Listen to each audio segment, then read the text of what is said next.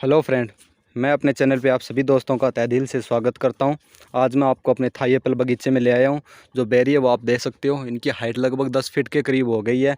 चौड़ाई भी बहुत ज़्यादा हो गई है, बहुत ज़्यादा ग्रोथ कर रही है ये, क्योंकि हमने समय पे कटिंग कर दी थी। उसके बाद इनमें पानी डाल दिया था और उसके बाद समय समय पर बरसात हो रही है, तो जो बेरी है वो अच्छे से ग्रोथ कर रही है। इस वीडियो के द्वारा आज मैं आपको बताऊँगा कि जो ये बेरी है वो किस प्रकार की ज़मीन में सबसे ज़्यादा सक्सेसफुल होती है। तो सबसे पहले मैं आपको बताना चाहूँगा, जो बेरी है वो जो रेतीली भूमि है, यानी जो रेगिस्तान जहाँ पे दौरे हैं, जो मिट्टी नहीं है लाल या काली, इस प्रकार की कोई मिट्टी नहीं है, यानी पानी ठहरे ना ज़मीन के अंदर, ऐसी ज़मीन है तो उसके अंदर सबसे ज़्यादा सक्सेसफुल होती है। यानी बरानी इलाके के अंदर, राजस्थान में जो पश्चिमी इलाका है उसके अंदर तो ये बहुत ज़्यादा सक्सेसफुल होती है जो बेरी है, क्योंकि ये अच्छे से ग्रोथ कर जाती है। जिनकी जड़ें हैं वो बहुत ज़्यादा गहराई में चली जाती हैं। बहुत ज़्यादा नमी रहती है यदि पानी मिट्टी के अंदर, तो वहाँ पे थोड़ी सी सक्सेसफुल कम होती है, क्योंकि ये बन जाएगी अच्छे से। जो इनका जो फ्रूट लगेंगे वो भी बहुत ज़्यादा संख्या में लगेंगे, पर जो उनका जो मीठापन है, उनकी जो चमक है, वो जो इस रेगिस्तान में जो बेरी लगी हुई है उस प्रकार के बिल्कुल नहीं होंगे। वैसा स्वाद नहीं होगा जैसे रेगिस्तान में मिलता है इन बेरियों के अंदर। तो जो ज़मीन है जिसके अंदर नमी रहती है, हम पानी लगाने के बाद पानी ठहर जाता है, तो उनके अंदर इनकी जड़ें हैं वो ज़्यादा गहराई में भी नहीं जाएंगी और अच्छे से ग्रोथ भी नहीं कर पाएंगी। पानी की ज़्यादा आवश्यकता होगी, तो उस प्रकार की ज़मीन में थोड़ी सी कम सक्सेसफुल होती है। तो ऐसी ज़मीन जो बिल्कुल बंजर है, जहाँ पे रेगिस्तान है, रेतीली इस प्रकार की रेत है, ये देख सकते हो आप।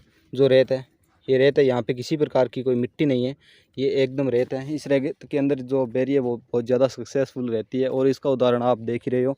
और यदि आपको लाइव देखना है तो हनुमानगढ़ ज़िले के अंदर है राउतसर तहसील और बुधवालिया गांव, इसको 4 KM भी बोलते हैं। तो यहाँ पे आप आके देख सकते हैं, जो बेरी है उनको लाइव भी देख सकते हैं।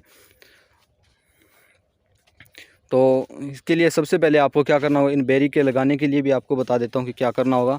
तो आपको सबसे पहले जो ज़मीन है उसको 2x2 के गड्ढे करने होंगे, और कितनी दूरी पे करने हैं वो भी बता देता हूँ।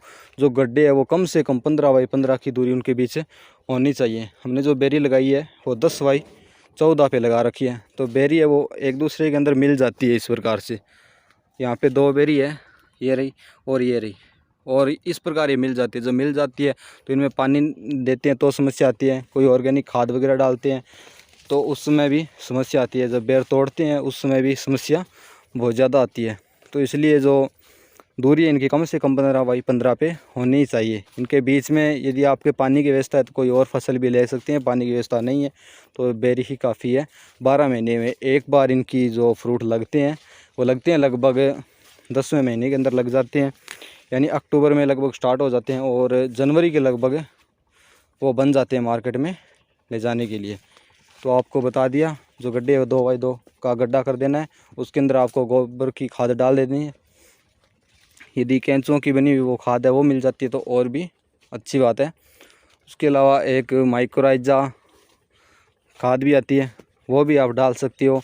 और लगाने के बाद जब पानी डालो तो उस समय दीमक की है वो दवा है वो थोड़ी थोड़ी आप डाल देना, जिससे दीमक की समस्या नहीं है। छोटी बेरी होती है उसी समय दीमक की समस्या ज़्यादा आती है, बाद में कोई समस्या नहीं आएगी।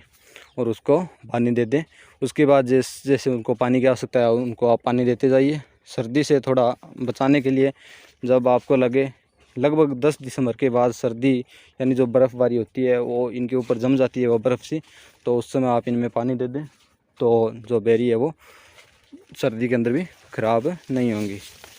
इसके अलावा आप जो बगीचा है वो देख सकते हैं, हमने तो इसी प्रकार तैयार किया है। इसके अलावा कोई ज़्यादा समस्या तो नहीं आती है इनमें, कोई लटें भी नहीं होती है, कीट पतंगे भी नहीं होती है, कोई समस्या तो आती नहीं है।